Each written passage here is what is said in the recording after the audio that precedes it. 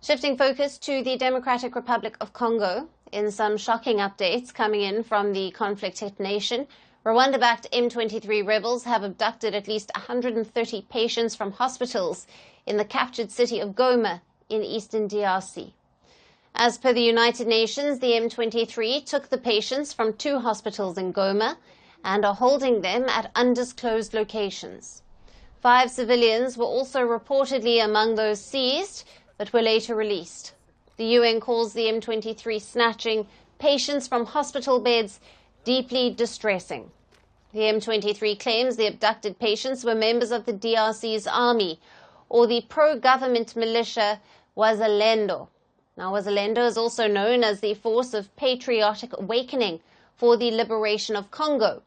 These are the local self-defense forces that are fighting to protect their communities from M23 attacks.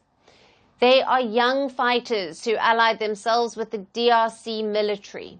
Their abduction comes just days after the M23 said they had captured fighters linked to the FDLR, an anti-Rwandan group active in eastern DRC. M23 released a video showing them handing over 20 FDLR fighters to Rwanda.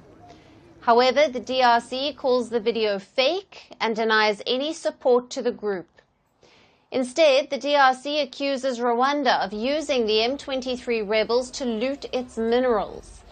Since taking up arms again in 2021, the M23 has seized swathes of the mineral-rich eastern DRC. In the latest fighting that began last year, now they have seized the North Kivu provincial capital of Goma and South Kivu's capital of Bukavu.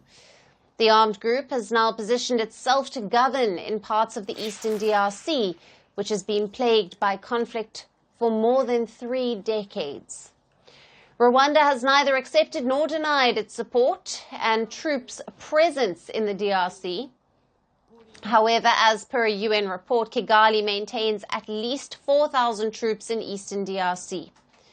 The report also said Kigali was using the M23 to profit from the eastern DRC's natural resources, as these minerals are smuggled into Rwanda and then they enter the global supply chains. In the recent clashes, over 8,000 people have lost their lives in eastern DRC, while the humanitarian situation has worsened as parties refuse dialogue. Prospects of peace remain elusive.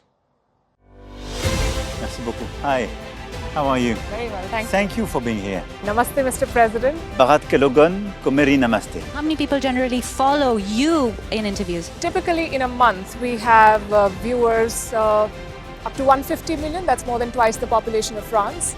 And in the last 2 years we had 3 billion viewers. So I say, Laurent, this is your chance to be famous. You're on Firstpost. One word to describe your equation with Prime Minister Modi. Amitié.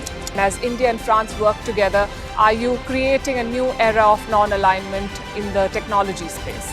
India is a training superpower. 1 million engineers a year, more than all of Europe and the US combined. So we have that partnership. We have a partnership on the environment and the economy. We also have civilian nuclear programs, and that is something we've developed far beyond the France-India relationship. So we want to work together on AI. And then comes China with its DeepSeek, creating models at a fraction of the cost. Did that innovation take you by surprise? Did that breakthrough make you sit up and think, what did the Chinese do and how? But what did DeepSeek do? They took everything that was already available from the last AI model and then they recalibrated it. So are you going to ban Chinese AI in France? So we don't have this American approach of banning tech because of where it comes from.